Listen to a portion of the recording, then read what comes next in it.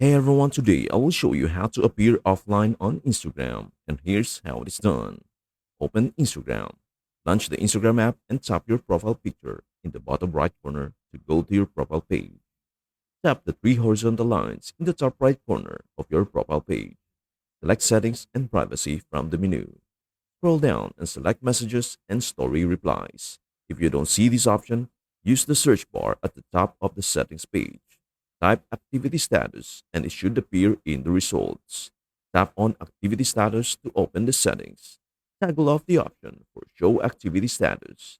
This disables the ability for people you follow or have messaged to see when you were last active or currently online.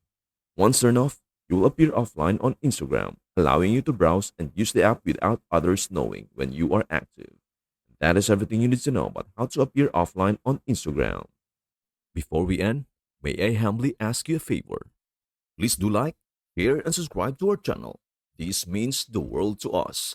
Thank you so much for watching. We hope to see you in our next video.